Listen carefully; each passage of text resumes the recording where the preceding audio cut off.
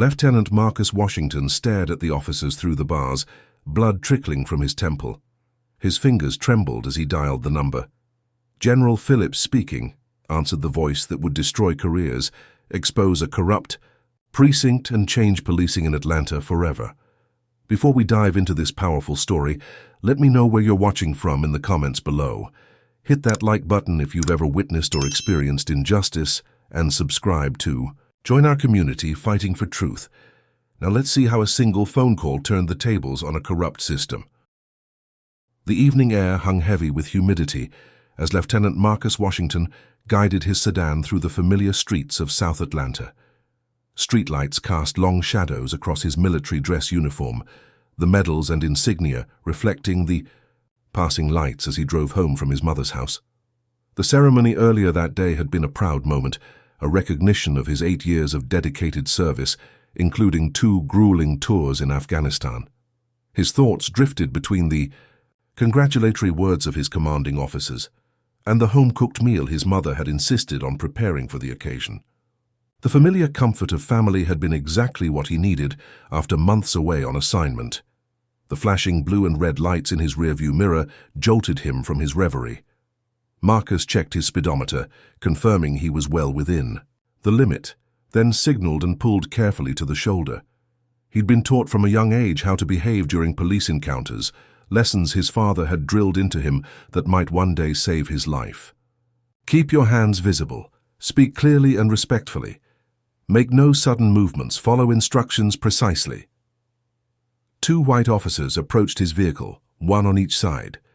The taller officer, whose nameplate identified him as Cooper, shined the flashlight directly into Marcus's eyes, despite the well-lit street. "License and registration," he demanded without preamble, his tone immediately confrontational. "Good evening, officer," Marcus replied calmly. "May I ask why I'm being pulled over?" Officer Cooper's face hardened. "Your taillight's out. License. And registration now." Marcus knew this was false. He'd had his car thoroughly inspected just that morning, a routine he maintained meticulously. "Officer, I believe there must be some mistake. My vehicle was inspected this morning and everything was in working order." The second officer, Brennan, circled around to peer through the passenger window. "You calling my partner a liar?" asked, his hand resting on his holster. "No, sir," Marcus replied, maintaining his composure.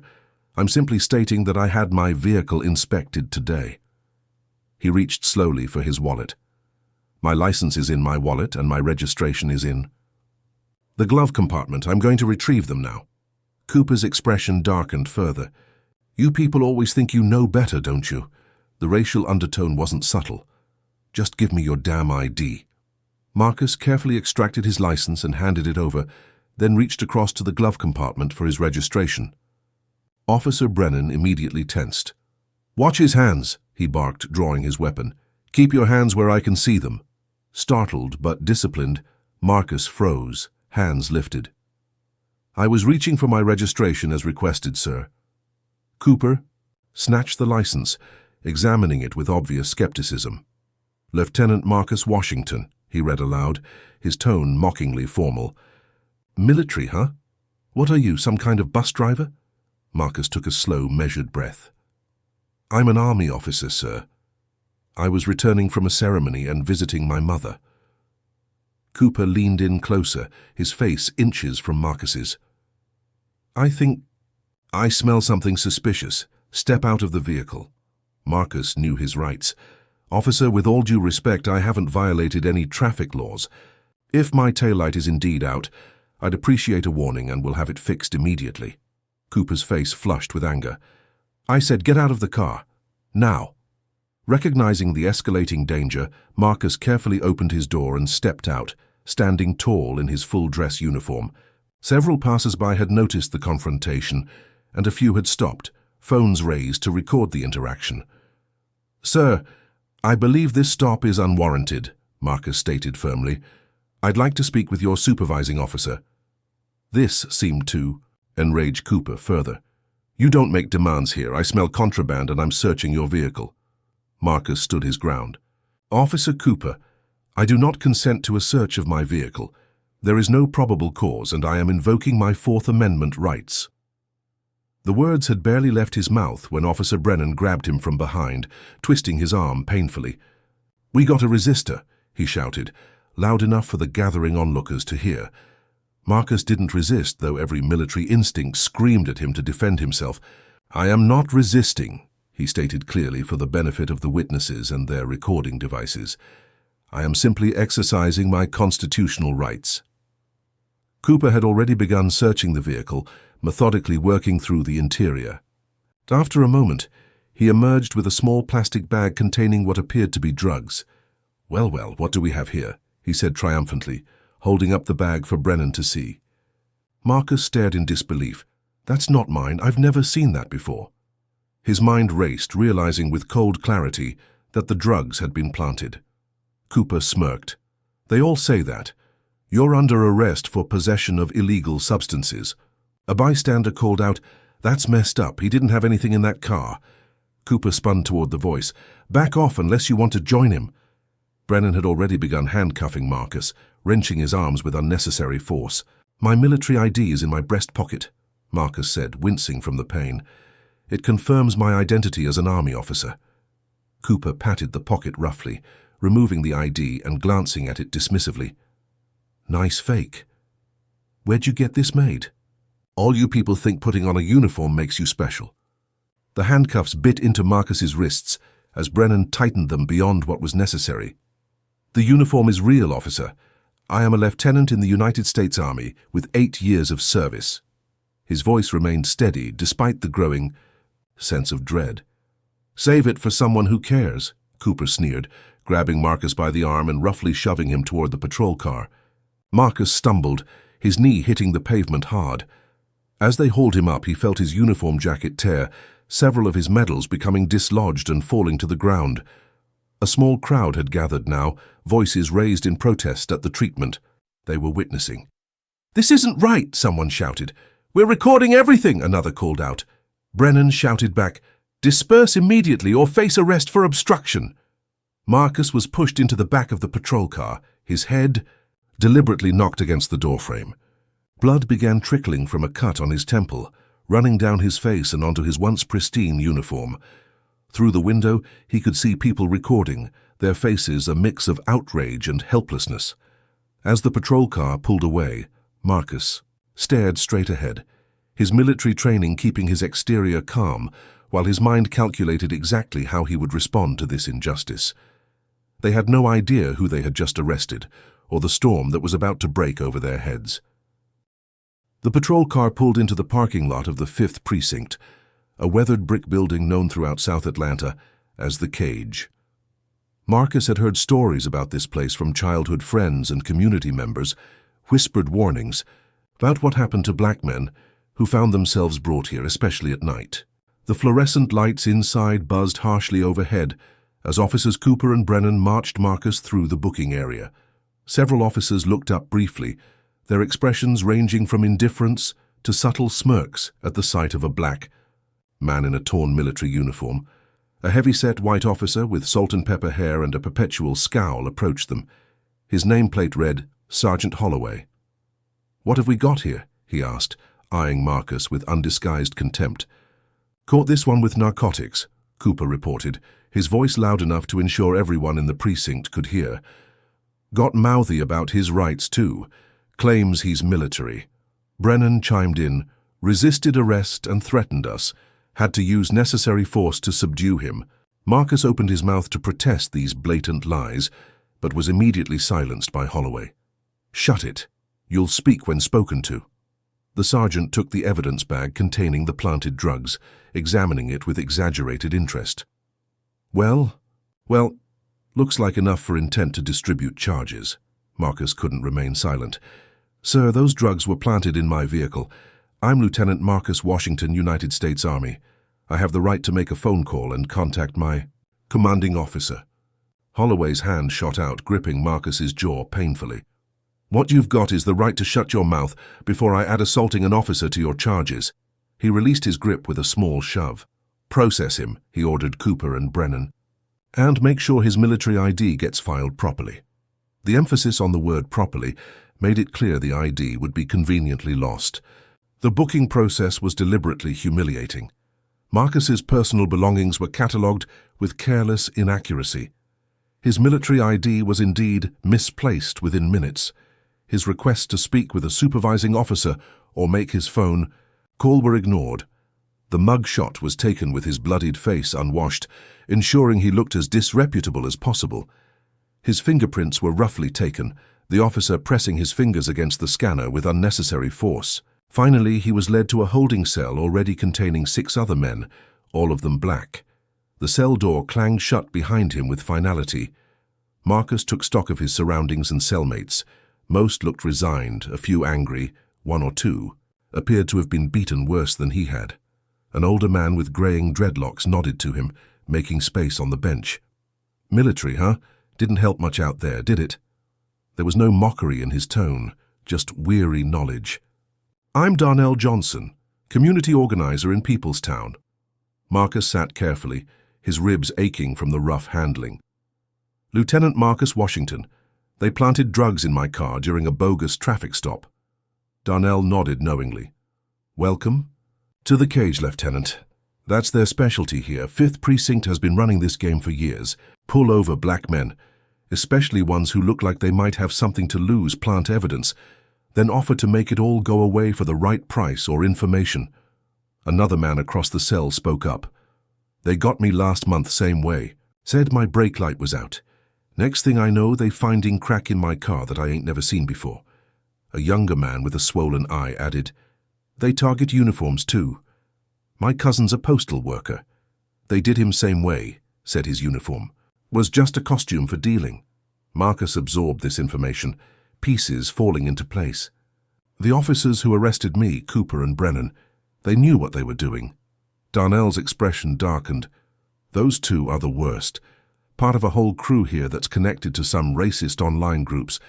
They post about their hunting trips when they're targeting black folks. One of the other men looked nervously at the ceiling corner. They say the cameras don't work in this section. That's when the beatings happen. As if summoned by the conversation, Officer Brennan appeared, at the cell door, keys jangling. Washington interview room now. Marcus was led to a small room with a metal table bolted to the floor and 2 chairs. Brennan closed the door and leaned against it, arms crossed. So, here's how this works, he began, his tone conversational. You're in serious trouble. Possession with intent is a felony. With your military background, the judge will throw the book at you for betraying your oath. He pushed off from the door and circled the table. But it doesn't have to go that way. We can help each other out. Marcus remained silent, watching the officer carefully. Brennan continued. You admit to the possession charge, take a misdemeanor plea and share some information about drug activity in your neighborhood. In return, we forget about the resistance and threats. You keep your military career, everyone. Wins. Marcus met his gaze steadily. I want my phone call. I want to speak with my commanding officer and military legal representation. And I want to file a formal complaint about the falsified evidence and mistreatment. Brennan's friendly demeanor vanished instantly. Wrong answer, Lieutenant. He spat the rank like an insult. Accidents happen in lockup all the time, dangerous place, especially for someone who thinks they're better than everyone else. He leaned in close. Last chance to be smart about this. Marcus didn't flinch. Phone call now, it's my right. Brennan slammed his hand on the table. Rights? You still don't get it, do you? In here, you have exactly the rights we say you have. He yanked Marcus to his feet. Enjoy your stay. Maybe a night in the cell will improve your attitude. As Marcus was marched back toward the holding area, he noticed a female officer at the desk watching the interaction with visible discomfort. Her nameplate read Rodriguez. Their eyes met briefly before Marcus was shoved back into the cell. Hours passed. Inmates came and went. Marcus repeatedly requested his phone call, only to be ignored or mocked. The night shift began, and the precinct grew quieter. Officer Rodriguez appeared at the cell, clipboard in hand. Washington, paperwork needs completion. She escorted him to a processing desk, positioning herself between Marcus and the security camera. As she shuffled papers, she spoke in a near whisper. What they're doing isn't right. I've seen too much of this lately. Before Marcus could respond, she continued, "When I turn to file these, my phone will be on the desk. Make it count." She walked to a filing cabinet, deliberately taking her time with her back turned. On the desk lay a smartphone. Moving quickly but calmly, Marcus picked it up and dialed the one number he knew would cause the maximum disruption to the corrupt system that had ensnared him. As the phone rang, he watched Officer Rodriguez, realizing she was risking her career with this act of conscience. The call connected, and Marcus prepared to set in motion a chain of events that would change everything. The phone rang twice before a crisp, authoritative voice answered. "General Phillips speaking." Marcus spoke quickly and clearly, aware of each precious second. "Sir, this is Lieutenant Marcus Washington. I've been wrongfully arrested at the 5th Precinct in Atlanta. Evidence was planted. My military ID confiscated. I need immediate JAG assistance." He could hear the general's sharp intake of breath, followed by the sounds of a meeting being interrupted. "Lieutenant Washington, confirm your service number." Marcus recited it without hesitation. "Are you injured?" the general asked, his voice now tightly controlled. "Yes, sir. During arrest and processing." "Understood. Hold your position, Lieutenant. Assistance is incoming." Before Marcus could say more, Officer Rodriguez was turning back. He quickly placed the phone on the desk and resumed his paperwork posture. She returned, subtly retrieving her phone and slipping it into her pocket. "Processing complete," she said in a normal volume. "Return to holding." As she led him back, she whispered, "Whatever happens next, I didn't help you." Marcus gave an almost imperceptible nod as he was returned to the cell. Within 20 minutes, the precinct erupted into activity. The front desk phones began ringing incessantly. Officers rushed through the halls, their expressions confused and increasingly concerned. Sergeant Holloway burst into the holding area, his face contorted with rage. "Who had a phone?" he demanded, scanning the cells. "Which one of you made an unauthorized call?" His gaze locked onto Marcus, who met it calmly. "You," Holloway growled, pointing. "What did you do?" Before Marcus could respond, a young officer appeared at the entrance. "Sergeant, there's a call for you. Police Commissioner's office." Holloway's face paled slightly. He jabbed a finger toward Marcus. "This isn't over." As Holloway stormed out, Darnell moved closer to Marcus. "What kind of storm did you just call down, soldier?" Marcus kept his voice low, the kind that shines light in dark places. Within minutes, Officer Rodriguez was escorted past the holding area by 2 senior officers, her face stoic, but her body language resigned. She was clearly under suspension.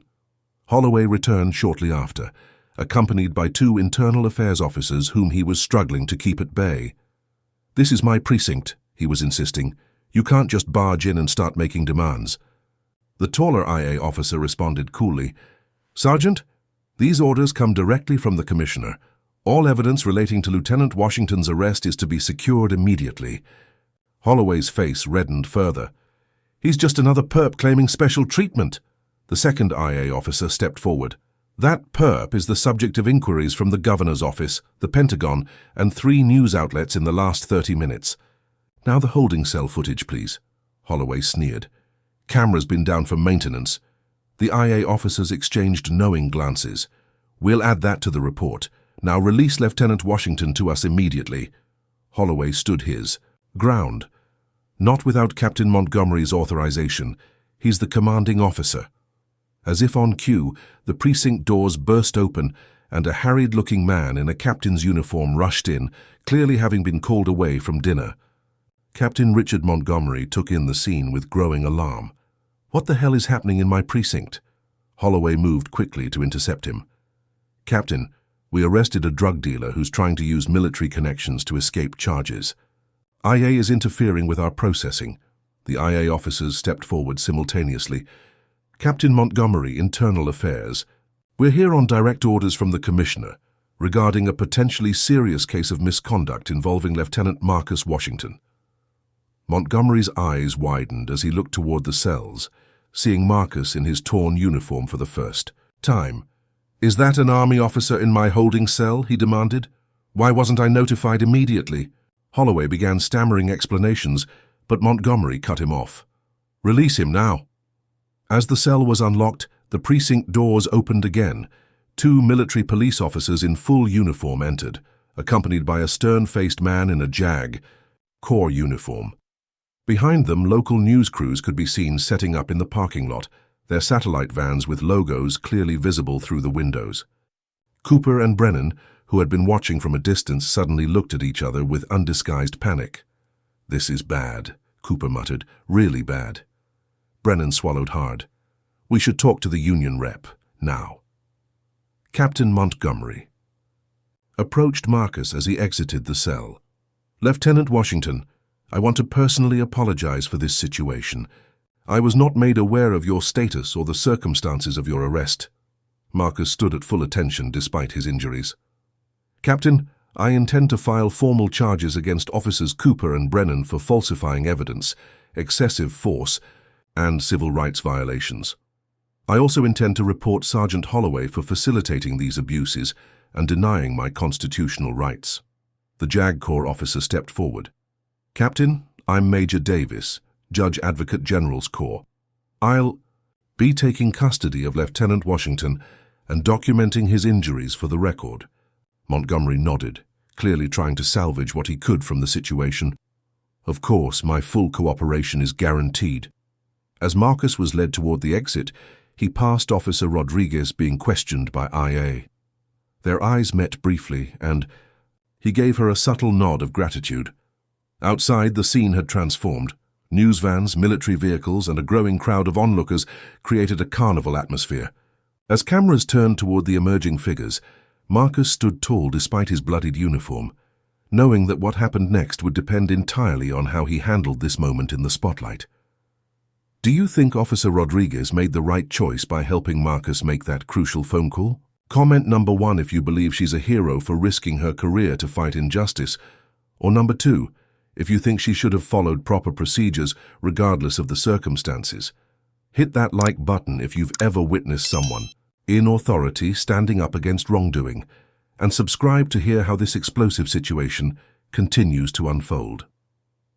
What do you think will happen to Officers Cooper and Brennan now that their actions have been exposed? Will they face real consequences, or will the system protect its own? Let's find out as the story continues. The following morning, Marcus sat in a military medical facility as a doctor documented each bruise, cut, and abrasion. His torn uniform had been preserved as evidence, the missing medals carefully noted in the official report. Though his physical pain was considerable, it paled compared to the psychological impact of the previous night's events. Never in his 8 years of military service, including 2 combat tours, had he felt so utterly violated and stripped of dignity.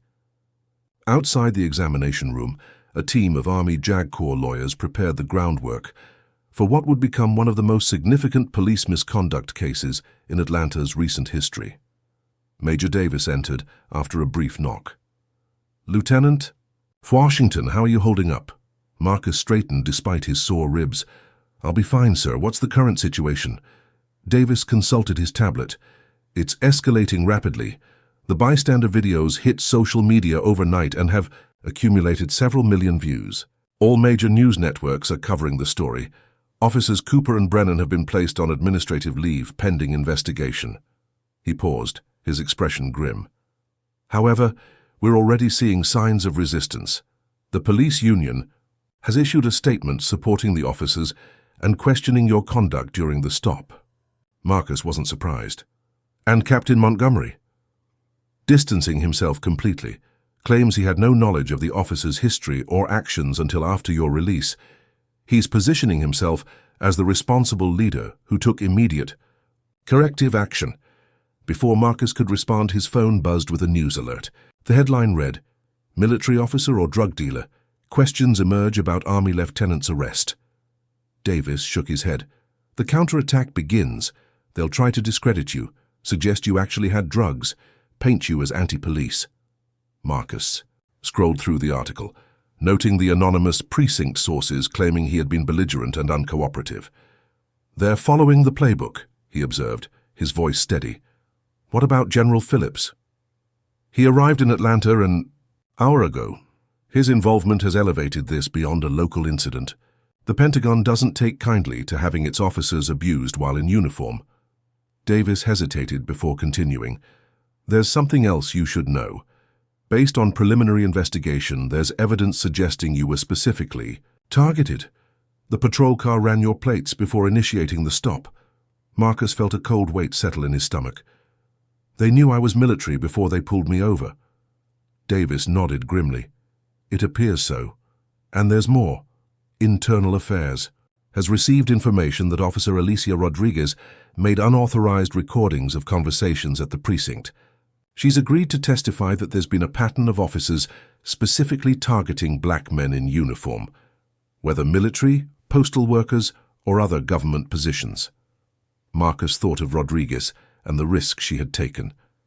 She's going to face serious blowback. Already happening. She's been suspended pending investigation and her home was vandalized last night with threatening graffiti. Their conversation was interrupted by another alert on Marcus's phone. This time it was a message from his mother.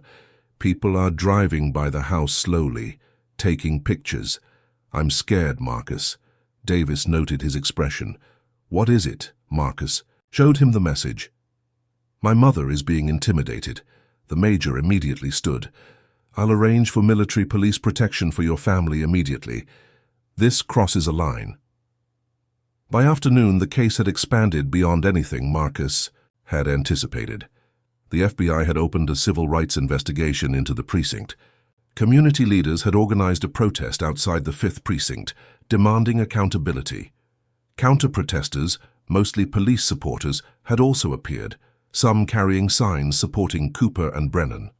Marcus watched the coverage from his temporary quarters at Fort McPherson, where he'd been moved for security. A knock at his door revealed a solemn-faced JAG officer holding a folder. Lieutenant Washington, we've uncovered some disturbing information about the officers involved in your arrest. Inside the folder were printouts of social media posts from accounts linked to Cooper and Brennan. The content was explicitly racist, with multiple references to targeting uniformed monkeys and teaching them their place. One post, dated just 2 weeks prior, read, "Saw another one playing soldier today. Might have to conduct a special inspection soon." The evidence was damning, but it also confirmed Marcus's worst fears. This hadn't been a random incident of prejudice, but part of a systematic campaign targeting black men who dared to wear uniforms representing authority or respect. As the day progressed, more victims came forward with similar stories, emboldened by Marcus's stand. A postal worker described being pulled over and having drugs planted in his mail truck. A firefighter recounted being harassed while in uniform, with officers finding contraband in his vehicle. The pattern was unmistakable and revolting. By evening, death threats had begun arriving at the base, directed at Marcus. Security was tightened further as the case took on national significance. Civil rights leaders issued statements of support. Military organizations expressed outrage at the treatment of a decorated officer. But the backlash was equally fierce. Police supporters accused Marcus of manufacturing a racial incident to avoid drug charges. Online trolls circulated altered photos purporting to show Marcus engaged in criminal activity. The precinct released carefully selected portions of the arrest report that omitted the planting of evidence, but emphasized claims of resistance. General Phillips called a meeting with Marcus and the legal team. The governor and police commissioner have agreed to a joint military-civilian investigation, he informed them. But we're facing significant resistance on the ground. Sergeant Holloway has been quite busy destroying evidence and coaching officers on their statements. Marcus wasn't surprised. The blue wall of silence. General Phillips nodded. Exactly. But Officer Rodriguez has provided us with something they can't counter. Audio recordings of precinct discussions explicitly targeting black men in uniform. She recorded Holloway specifically instructing officers to find something on any uppity uniformed types they encountered. The JAG team leader interjected, "The recordings are damning, but Rodriguez will be portrayed as disloyal, possibly facing criminal charges for unauthorized recording." She knew the risks, Marcus said quietly. She did it anyway. Later that night, As Marcus spoke with his mother by phone to reassure her about the military police now guarding her home, he received a text from an unknown number. "Back off or your mother's protection won't matter. We know people inside the military too." The threat shook him more than he wanted to admit. The following day brought more revelations. Tech specialists had recovered deleted body camera footage showing Cooper planting the drugs in Marcus's car, while Brennan distracted him. The footage clearly captured Cooper saying, "Let's see how important his uniform is when he's in prison." The evidence was irrefutable, but it only intensified the battle lines being drawn. Police unions across the state issued statements supporting the 5th Precinct officers. Blue Lives Matter protesters gathered outside the military base. Meanwhile, civil rights demonstrators maintained their presence at the precinct, demanding justice. Marcus found himself unwillingly transformed into a symbol, his personal trauma now a public battlefield in America's ongoing struggle with racial justice and police accountability. News pundits debated his case around the clock.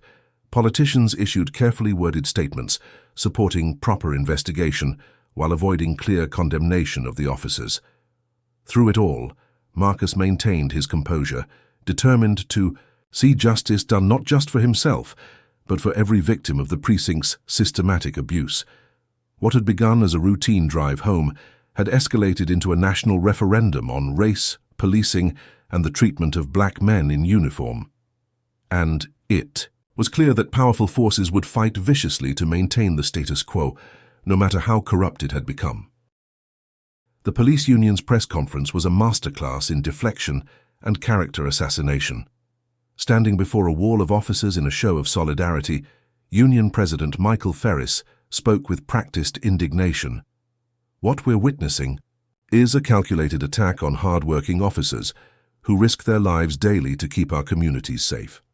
Officers Cooper and Brennan have exemplary records and encountered a combative, possibly intoxicated individual who happened to be in a military uniform." Marcus watched the broadcast from his temporary office at Fort McPherson, where he'd been assigned administrative duties while the case proceeded. The union's strategy was transparent but effective, shifting focus from the evidence to questions about Marcus's character and behavior. Within hours, friendly media outlets began running stories with headlines like "Military Officer's History of Aggression Questioned" and "Sources Report Washington Was Intoxicated During Arrest." There wasn't a shred of truth to these claims, but they muddied the waters and provided cover for those seeking to protect the officers. Meanwhile, the legal battle encountered its first significant obstacle when evidence from the precinct began mysteriously disappearing. The logbook showing when Marcus had requested his phone call was now missing. The drugs allegedly found in his car had been improperly stored, contaminating the chain of evidence. Most critically, the backup server containing holding cell footage had suffered a technical malfunction, erasing several hours of recordings. Captain Montgomery, initially apologetic and cooperative, had abruptly taken medical leave for stress-related concerns, leaving Sergeant Holloway as acting captain of the precinct. Under his leadership, the blue wall of silence solidified. Officers who had witnessed the events suddenly developed memory problems or provided statements contradicting their initial reports. Witnesses from the scene of the arrest reported being visited by police officers who suggested they might want to reconsider their statements. One witness, a college student who had captured clear video of Cooper planting evidence, found himself arrested for an unpaid parking ticket from 2 years prior. His phone was confiscated during the arrest and returned with the video deleted. Marcus met with his legal team to assess the situation. "They're systematically eliminating evidence and intimidating witnesses," Major Davis reported grimly. "And the district attorney is dragging his feet on bringing charges, citing insufficient evidence, despite what we've already provided." Marcus nodded, unsurprised. "What about Officer Rodriguez's recordings?" "The union is arguing they were obtained illegally and are inadmissible. They're also pushing for criminal charges against her for violating department policy and state wiretapping laws." The news about Rodriguez troubled Marcus deeply. She had risked everything to do the right thing and now faced not just the loss of her career, but potential imprisonment. That evening, Marcus received word that Rodriguez's apartment had been broken into, her personal computer stolen, and threatening messages left on her walls. The psychological warfare extended to Marcus as well. Someone had leaked selected portions of his military record to friendly media outlets, with details subtly altered to suggest disciplinary issues that had never existed. His combat experience was reframed as evidence of PTSD and mental instability, providing a convenient explanation for his paranoid claims of police misconduct. Most distressingly, Marcus's mother continued to face harassment despite the military police protection. Neighbors reported being questioned about her activities and associations. Her church, where she had attended for over 30 years, received threatening calls warning them about harboring the mother of a race baiter. The pressure was unrelenting and calculated to break both Marcus's resolve and public support for his case. But resistance emerged from unexpected quarters. A group of current and former black police officers formed a coalition to support Marcus, speaking out about the racism they had witnessed within the department. Their testimony provided crucial context about the 5th Precinct's history and reputation. Darnell Johnson, the community activist Marcus had met in the holding cell, organized a network of volunteers to provide protection for witnesses and support for Rodriguez, who had been forced into hiding after the break-in. Most significantly, Elaine Washington, no relation to Marcus, a prominent civil rights attorney, agreed to represent him in a federal civil rights lawsuit against the department. Her involvement brought additional resources and national attention to the case. "They're fighting so hard because they know what's at stake," Elaine explained during their first strategy meeting. "This isn't just about 2 officers, or even 1. Precinct, it's about the entire system of impunity that allows this kind of behavior to continue unchecked." Her words resonated with Marcus. "This was never just about what happened to me, was it?" She shook her head. "The uniform is what triggered them, a black man presenting himself as an authority figure, someone to be respected. That's what they couldn't tolerate." The legal team's investigation had uncovered dozens of similar cases involving the 5th Precinct, all following the same pattern: traffic stops for minor or non-existent violations, planted evidence, excessive force, and charges that would disappear for the right price or information. What made Marcus's case different was simply that he had the resources and connections to fight back effectively. As public pressure mounted, the Department of Justice announced a pattern or practice investigation into the entire Atlanta Police Department, significantly raising the stakes. In response, political pressure began to bear down on General Phillips. A senator from Georgia called him directly, suggesting that pursuing the case so aggressively might damage crucial relationships between military and law enforcement communities. Police unions in other states began organizing boycotts of military events. Right-wing media personalities questioned whether the military was declaring war on police by supporting Marcus. Phillips, to his credit, remained steadfast. Lieutenant Washington was assaulted while in uniform, representing the United States Army, he stated publicly. "We will not abandon our officers to abuse, regardless of political pressure." The battle. Lines were clearly drawn, with powerful institutions arrayed against Marcus and his supporters. But as the resistance to justice intensified, so did the determination of those fighting for it. Community protests grew larger and more organized. National civil rights organizations provided resources and media support. Military veterans groups issued statements of solidarity. For Marcus, the most difficult aspect wasn't the public battle, but the private one. The incident had triggered nightmares and flashbacks to combat. He found himself constantly checking for threats, unable to relax, even in secure environments. The psychological evaluation mandated by the military confirmed what he already knew. The trauma of the arrest and its aftermath had left deep wounds that would take time to heal. As Marcus prepared for the grand jury hearing that would determine whether criminal charges would be filed against the officers, he received an unexpected message from Captain Montgomery, who had been conspicuously absent since taking medical leave. "Need to meet. I have information, too dangerous to talk by phone." After consulting with his legal team, Marcus agreed to the meeting with appropriate security measures in place. What Montgomery would reveal would change the entire trajectory of the case, exposing a conspiracy far more extensive and disturbing than anyone had imagined. The secure conference room at Fort McPherson felt like neutral ground for the clandestine meeting. Captain Montgomery entered flanked by federal agents, his normally confident posture diminished by weeks of evident stress. Across the table sat Marcus, General Phillips, and the legal team, all watching Montgomery with measured skepticism. "Thank you for agreeing to meet," Montgomery began, his voice subdued. "What I'm about to share puts my career and possibly my life at risk, but I can't be part of this cover-up any longer." He placed a flash drive on the table. "This contains text messages from a group chat involving 15 officers from my precinct, including Cooper, Brennan, and Holloway. They called themselves the Uniform Hunters." Federal technicians immediately secured the drive, creating copies for analysis while maintaining chain of custody. As they examined the contents, the room grew increasingly tense. The messages were explicit and damning, revealing a systematic campaign targeting black men in uniforms of any kind. Cooper had written, "Caught another one playing soldier today. These monkeys think a uniform makes them equal. Taught him differently." Brennan had responded, "Got a postal worker last week. Should have seen his face when I found the package in his truck. Priceless."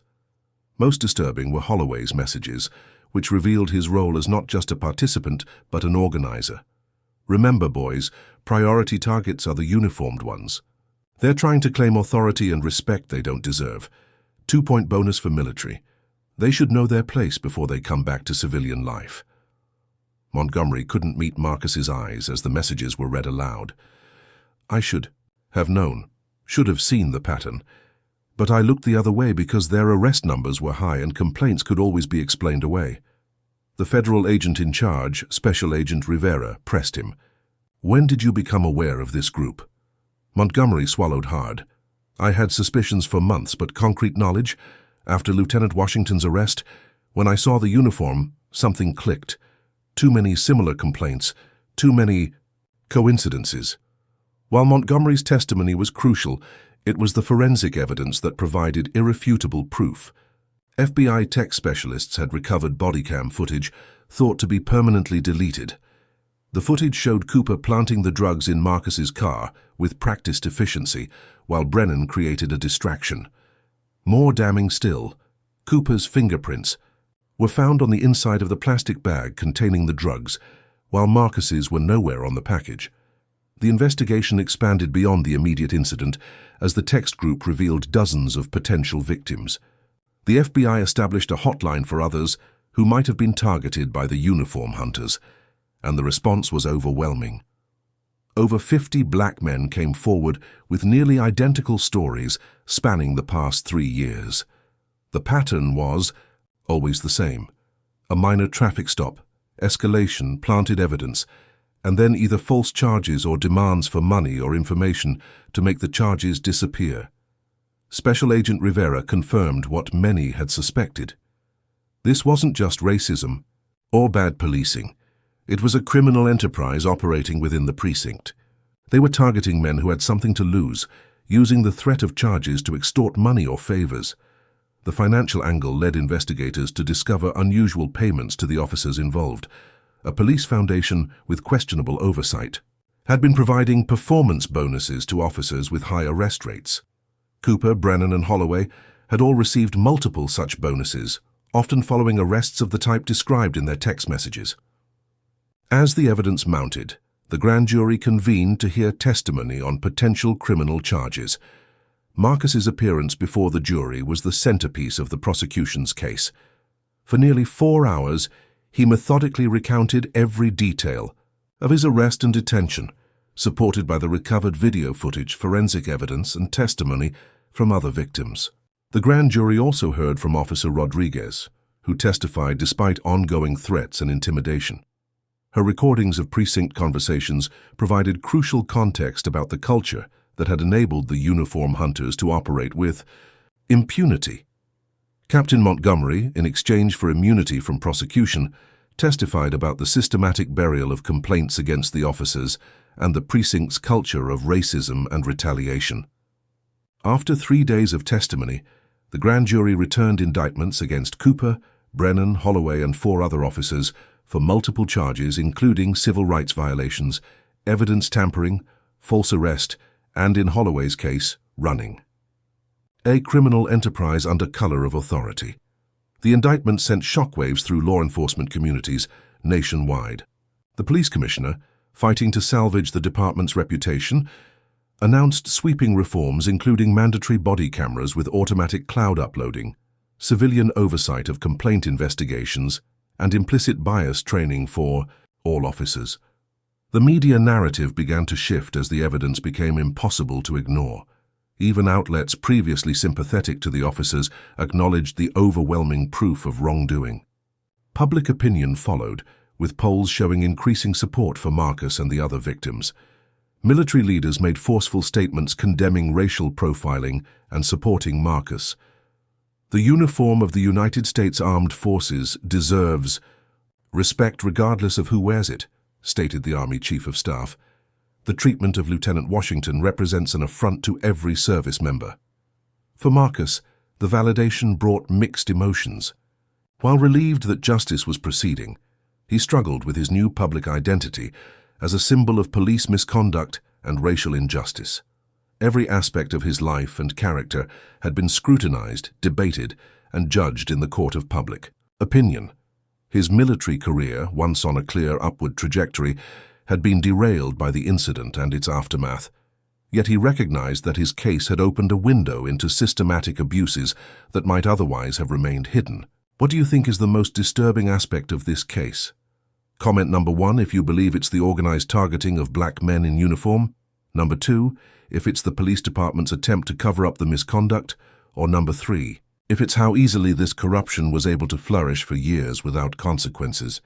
Don't forget to like this video if you believe those who abuse positions of power should be held accountable, and subscribe to follow Marcus's journey as we continue this powerful story.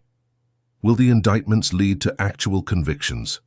How will this trauma affect Marcus's life and career moving forward? Let's find out as our story continues. The nightmare always began the same way. Marcus would be driving, the familiar weight of his uniform crisp against his skin, medals reflecting streetlights as he navigated home. Then, the flashing lights would appear, and no matter how perfectly he followed procedures, no matter how calmly he spoke, the situation would spiral into chaos and humiliation. He would wake gasping, sheets soaked with sweat, the phantom pain of handcuffs still biting into his wrists. This particular morning, the bedside clock read 3:17 a.m., the 5th consecutive night his sleep had been shattered by the same terrors. Though 3 months had passed since his arrest, the psychological wounds remained raw and bleeding. Marcus dragged himself to the bathroom, splashing cold water on his face as he avoided his reflection. The man in the mirror had become a stranger, eyes haunted, shoulders perpetually tense, ready for an attack that logic told him wouldn't come but instinct insisted was imminent. His temporary assignment at Fort McPherson had been extended indefinitely, a polite way of sidelining him while the case proceeded through the justice system. His commanding officers were outwardly supportive, but clearly uncomfortable with the attention his case had brought. Promising projects had been reassigned, notable absences appeared on meeting invitations, and conversations would halt awkwardly when he entered rooms. The message was clear, if unspoken. His career advancement had stalled. Marcus poured himself coffee and opened his laptop, scrolling through the dozens of new messages that arrived daily, sorting them into now familiar categories. Threats and hate mail went to his legal team. Media requests were politely declined. Messages of support were acknowledged gratefully. Most difficult were the ones from other victims seeking his help, their stories heartbreakingly similar to his own. He couldn't possibly respond to them all, yet each unanswered plea felt like a personal failure. His phone rang, the caller ID showing his mother's number. He answered immediately, concerned about the early hour. "Mom, everything okay?" "Just checking on you, baby," she replied, her voice carrying the weariness of someone who had aged years in months. Had a feeling you might be up. Since the incident, their roles had reversed. Now he worried about her safety, and she worried about his well-being. The military police protection had been reduced, but not eliminated after repeated incidents of harassment at her home. Unknown vehicles still drove by slowly. Anonymous calls still came in the night. Her church friends had formed a protective circle around her, but many long-time acquaintances had drifted away, uncomfortable with the controversy, or believing the media smears against her son. "I'm fine, Mom, just working. How are things there?" The conversation maintained its surface normality, while both avoided the deeper currents of fear and uncertainty that had become their constant companions. After reassuring each other with promises neither fully believed, they ended the call with expressions of love that remained their one unshaken truth. Later that morning, Marcus met with his therapist, Dr. Sarah Coleman, a specialist in racial trauma recommended by the military's health services. Their sessions had become a crucial anchor in his week, though progress felt agonizingly slow. "The nightmares are still happening," he admitted after describing the previous night. Dr. Coleman nodded, her expression compassionate but analytical. "Your mind is processing trauma. It's trying to find resolution for an event that violated your fundamental sense of safety and identity." "It wasn't just the arrest," Marcus confessed. "It's brought back everything. Every time I was followed in a store as a teenager, every racist comment during basic training, every traffic stop where I held my breath wondering if I'd make it home." The incident had torn open old wounds, forcing him to confront a lifetime of microaggressions and outright racism he had previously contained through discipline and focus on his goals. "The armor you built to function in these systems has been damaged," Dr. Coleman observed. "Many black professionals, especially in uniform-based careers, develop sophisticated coping mechanisms. When those mechanisms fail catastrophically, as happened in your case, it can trigger a reassessment of your entire life experience. The assessment was clinically accurate, but emotionally devastating." Marcus had built his identity around service to a country that, as the officer's treatment had brutally reminded him, still viewed him as inherently suspect because of his skin color. The contradiction was becoming increasingly difficult to reconcile.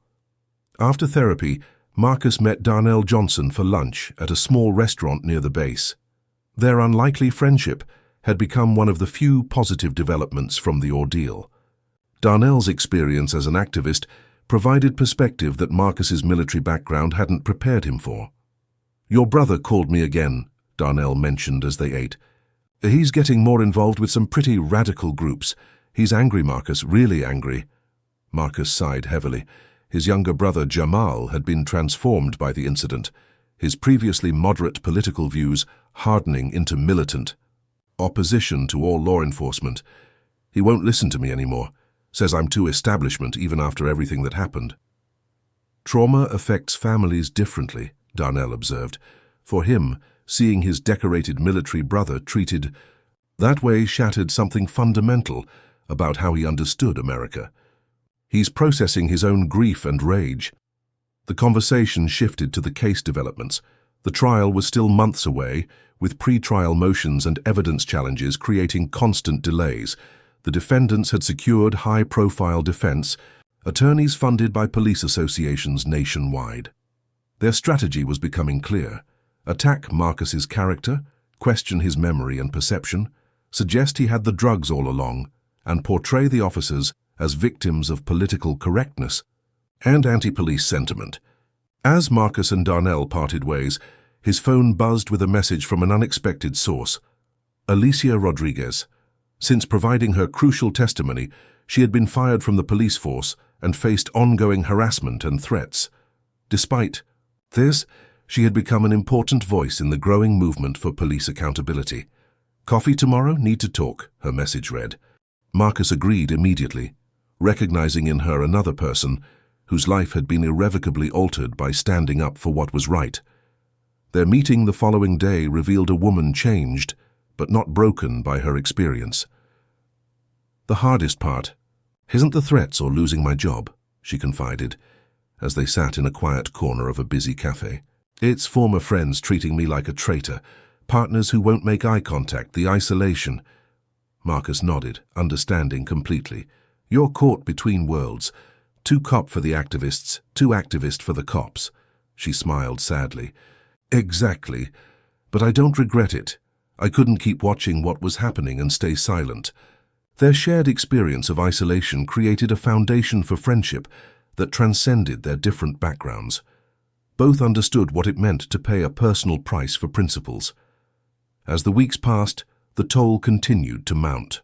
Marcus's faith in institutions eroded with each new revelation about how extensively complaints had been buried, evidence tampered with, and victims intimidated.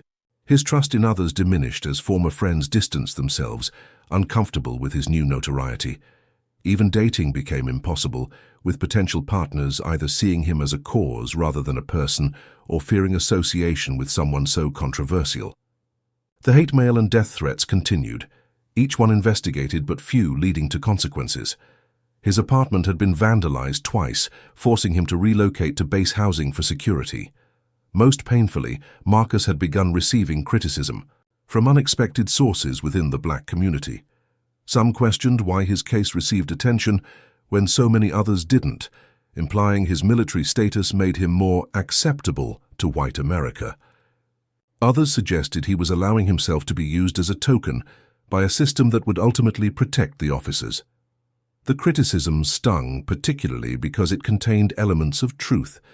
His case had indeed received attention that others hadn't, and he questioned daily whether the eventual outcome would justify the personal cost.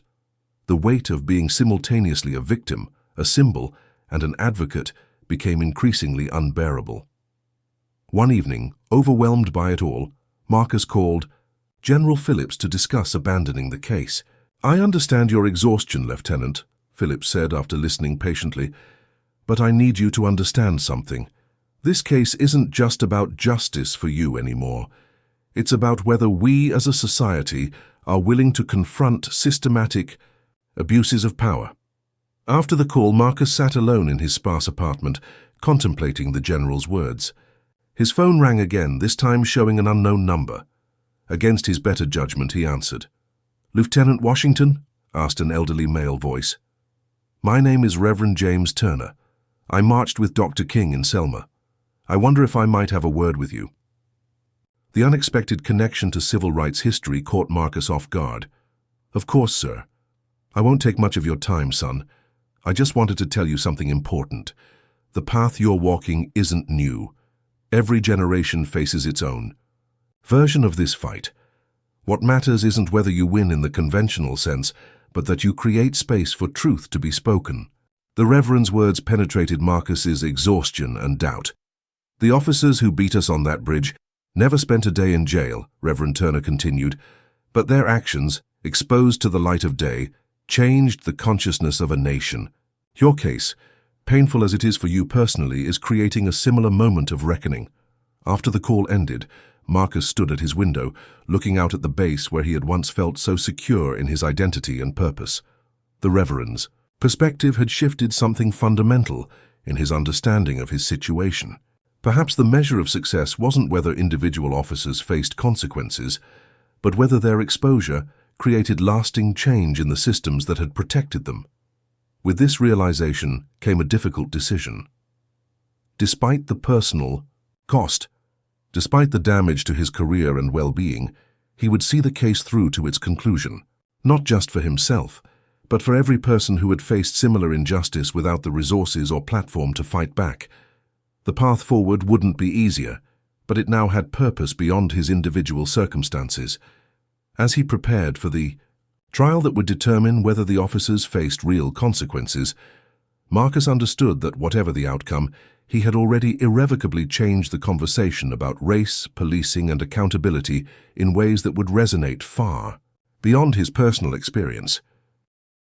The courthouse steps teemed with media, protesters, and counter-protesters as Marcus ascended them on the trial's opening day. 5 months of pre-trial maneuvers had finally culminated in this moment.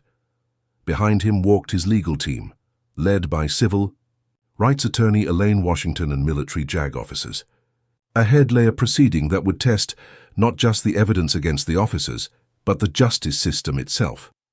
Inside the courtroom, Marcus took his seat at the prosecution table, acutely aware of Cooper, Brennan, and Holloway sitting with their defense team across the aisle. Sergeant Holloway met his gaze with undisguised contempt.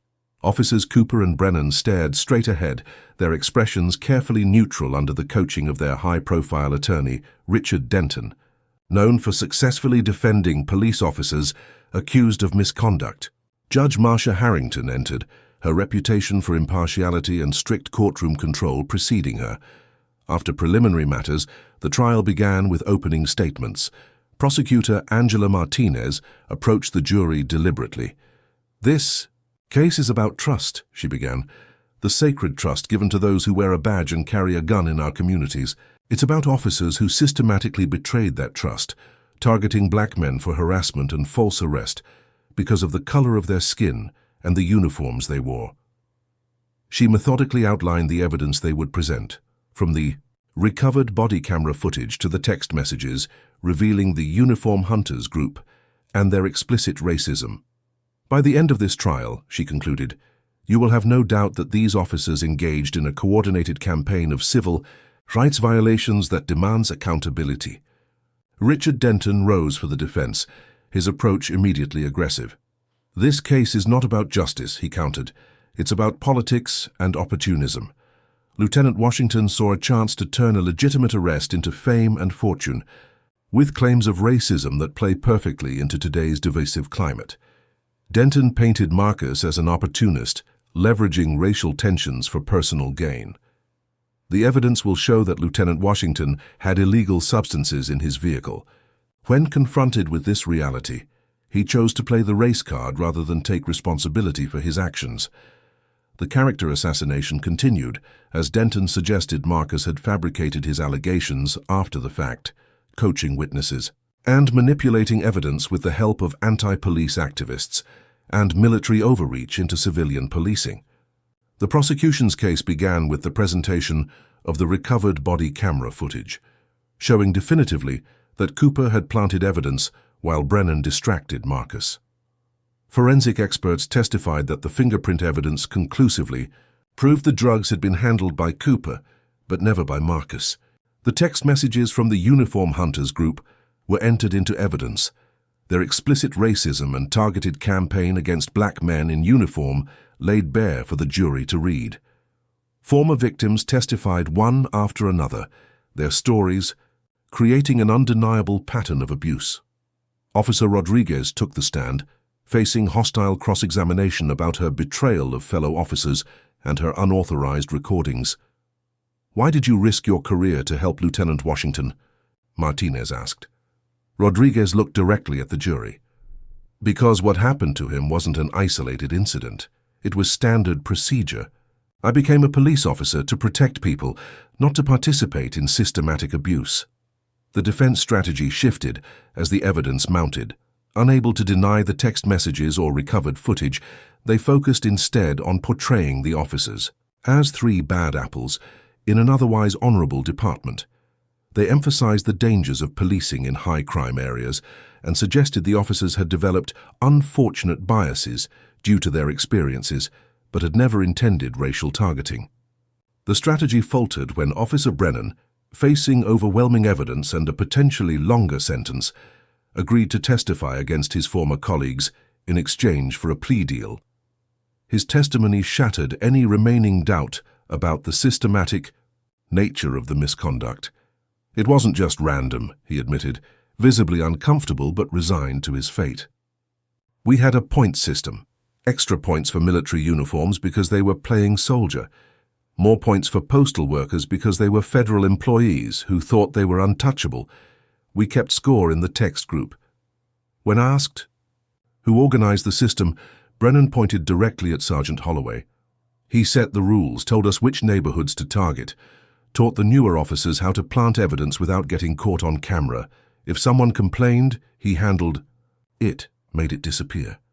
Officer Cooper took the stand in his own defense, remaining defiant despite the evidence against him.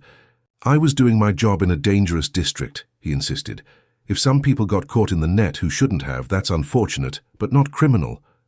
His lack of remorse was palpable, his testimony riddled with racial dog whistles about certain elements in the community and the need for aggressive policing. Holloway's testimony proved even more damaging to the defense. Rather than showing contrition, he doubled down, portraying himself as a hardened veteran making tough choices in a dangerous world civilians couldn't understand. "You want policing, with no edge. Good luck with the consequences," he told the jury, his contempt evident. "We kept those neighborhoods safe the only way that works." Character witnesses for Marcus included fellow officers who testified to his integrity and service record. General Phillips himself took the stand, describing Marcus as exemplary in every aspect of his military career and the kind of officer the Army points to with pride. The defense countered with testimony from other officers about the dangers they faced daily and the split-second decisions required in potentially life-threatening situations. They brought in experts who testified about the psychological effects of policing high-crime areas, subtly suggesting that any racial bias was an unfortunate but understandable adaptation to statistical realities rather than explicit racism. After 2 weeks of testimony, the case went to the jury. In her closing statement, Prosecutor Martinez methodically reviewed the evidence, emphasizing the deliberate, systematic nature of the misconduct. "This wasn't about public safety," she concluded. "This was about power and prejudice, about punishing black men who dared to wear uniforms representing authority and respect. It was about putting them in their place. That's not policing. That's oppression under color of law."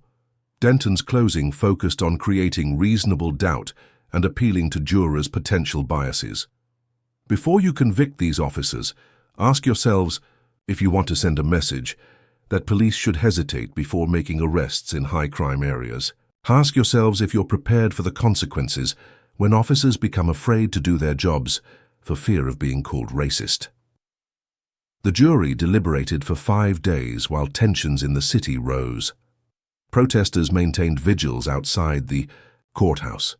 Police presence increased throughout Atlanta in anticipation of the verdict. Marcus spent the waiting period in seclusion, preparing himself mentally for any outcome.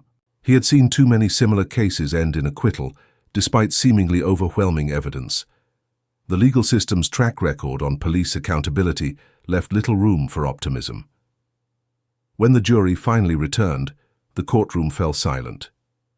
The forewoman stood, paper trembling slightly in her hand.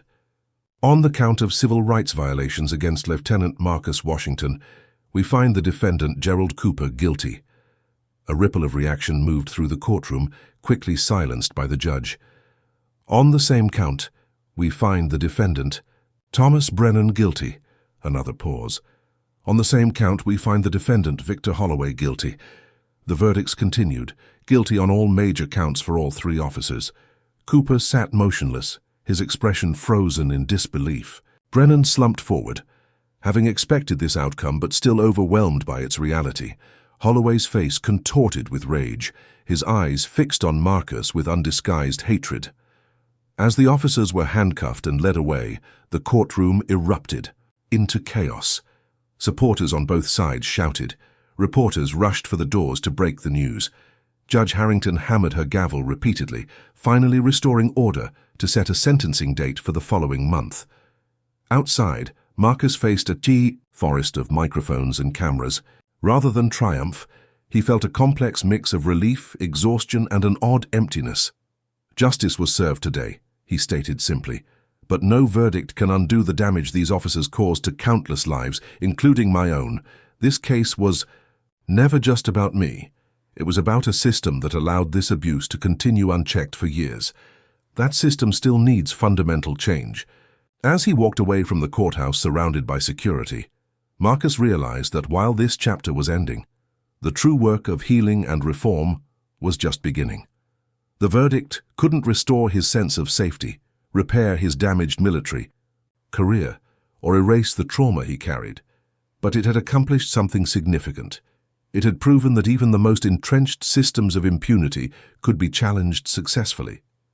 In that knowledge lay the seeds of both personal recovery and societal change. 6 months after the trial, Marcus sat in a congressional hearing room, preparing to testify in support of the Washington-Rodriguez Police Accountability Act. Named partially after him, the proposed legislation would create federal standards for body camera usage, civilian oversight of policing, and accountability measures for officers who violated civil rights. As he reviewed his prepared remarks, Marcus reflected on the extraordinary journey that had brought him to this moment. The sentencing had made national headlines. Judge Harrington had delivered what many considered a landmark ruling, giving Cooper and Holloway substantial prison terms of 15 and 18 years respectively, while Brennan received a reduced sentence of 8 years due to his cooperation. In her sentencing statement, the judge had been unequivocal. When those entrusted with enforcing the law deliberately pervert it to target citizens based on race, they undermine the very foundations of justice. This court cannot and will not tolerate such betrayal of public trust.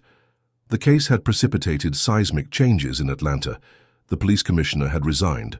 Captain Montgomery, after completing his community service requirement, had become an unlikely advocate for reform, speaking candidly about the culture he had enabled through inaction. The 5th Precinct, once known as the Cage, had been completely restructured with new leadership, mandatory body cameras with automatic cloud uploading, and a civilian oversight committee with actual enforcement powers. For Marcus personally, the aftermath had brought difficult decisions. After much soul-searching, he had chosen to leave active military service, realizing that the trauma of his experience had fundamentally altered his relationship with uniform and authority. The Army had granted him an honorable discharge with full benefits, publicly commending his courage in confronting systemic injustice. Using his settlement from the city of Atlanta, Marcus had established the Washington Foundation for Justice and Reconciliation. The foundation provided legal support for victims of police misconduct, psychological services for those traumatized by such encounters, and education programs for both communities and police departments on recognizing and addressing bias. The Foundation's first hire had been Alicia Rodriguez as executive director. Her intimate knowledge of police procedures combined with her moral courage made her uniquely qualified to bridge the gaps between law enforcement and the communities they served. Most surprisingly, Marcus's younger brother Jamal had made a decision that initially shocked the family. Rather than continuing his path toward increasingly radical activism, he had applied to the Atlanta Police Academy. "If we want things to change," he had explained to a skeptical Marcus, "we need people on the inside who understand what's wrong and have the moral compass to do something about it." The Foundation's most innovative program had emerged from an unexpected source. Marcus had developed a training curriculum for both police departments and military units on racial bias, trauma, and community relations. The program was unique in that it brought together civilians, officers, and those who had experienced police misconduct to engage in facilitated dialogue and practical scenario training. Initially met with resistance, the program had begun gaining traction after several high-profile departments reported significant improvements in community relations and reductions in use-of-force incidents following implementation. Former Captain Montgomery had become one of the program's most effective facilitators. His perspective as a former commander who had failed to address misconduct gave him credibility with current officers, while his genuine remorse and commitment to change earned him grudging respect from community participants. "I was part of the problem for 20 years, he often stated in opening sessions. "I'm trying to spend the next 20 being part of the solution." Marcus found purpose in this work, transforming his personal trauma into structural change. The nightmares hadn't disappeared entirely, but they had diminished in frequency and intensity as he rebuilt his sense of agency and purpose. His mother's church had become a center for community police reconciliation efforts, hosting monthly dialogues between officers and residents that gradually built bridges of understanding. Perhaps most remarkably, crime rates in the neighborhoods, once terrorized by the 5th Precinct, had actually decreased as community trust in police increased. Residents became more willing to report crimes and cooperate with investigations when they no longer feared becoming victims of the very system meant to protect them. As Marcus's foundation presented data demonstrating these outcomes, more departments began expressing interest in the program. 6 months into implementation, the first graduating class of new officers trained under the reformed protocols included Jamal Washington among its members. Marcus had been invited to speak at the ceremony, creating a powerful full-circle moment that garnered national attention. Standing before the graduates, including his brother, Marcus had delivered a message that captured the essence of his journey. True justice isn't about punishment, but transformation.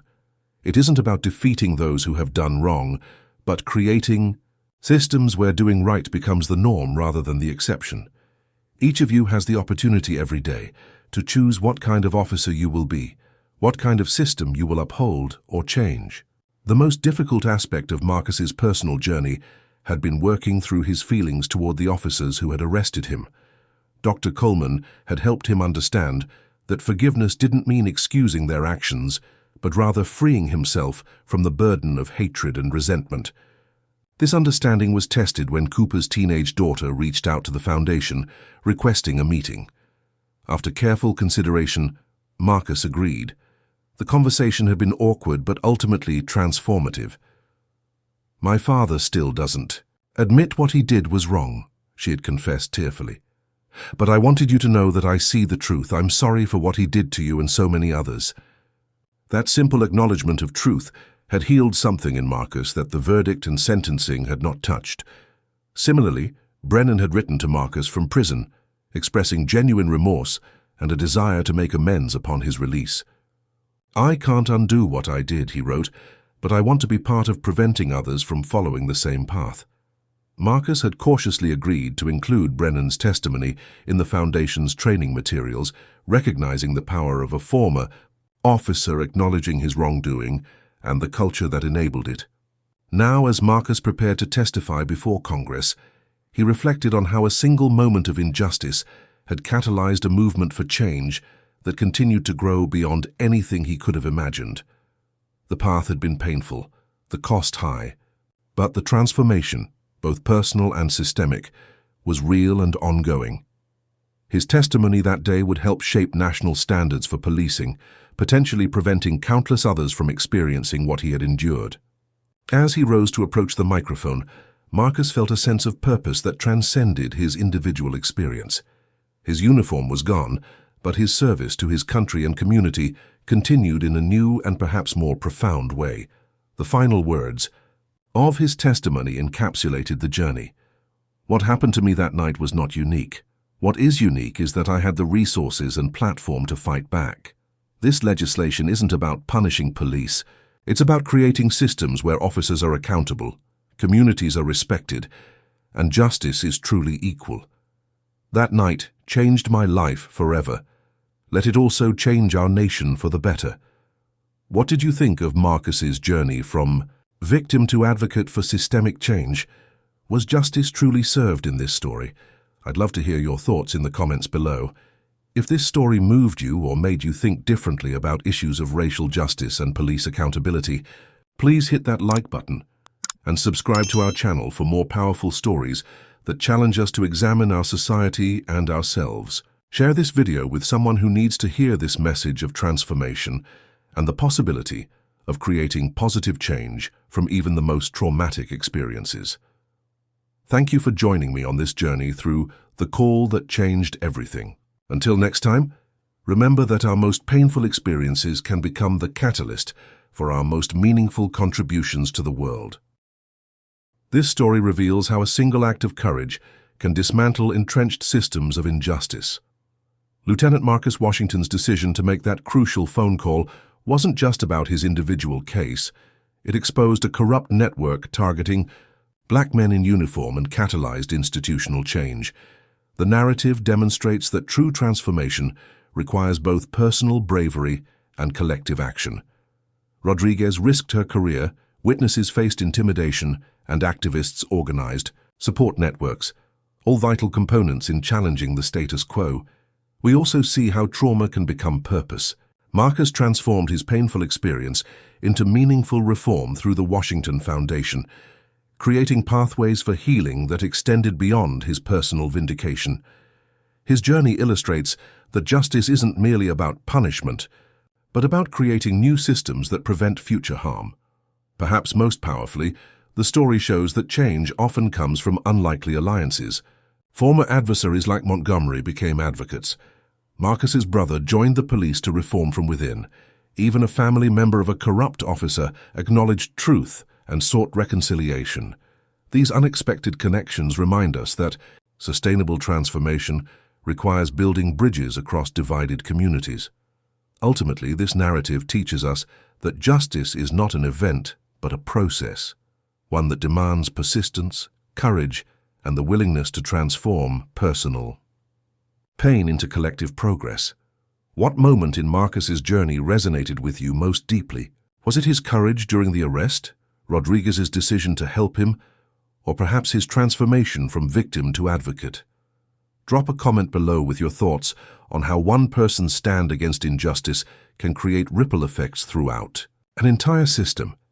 If you believe in the power of storytelling to spark important conversations about racial justice and accountability, please hit that like button to help this story reach more viewers. Subscribe to our channel for more powerful narratives that illuminate the ongoing struggles and triumphs in the fight for equality. Share this video with someone who needs to understand the real human impact of systemic racism or anyone working toward positive change in their communities. Together we can amplify voices that might otherwise go unheard. Thank you for bearing witness to Marcus's journey. May his story inspire each of us to find our own courage to stand for truth, even when the personal cost seems overwhelming.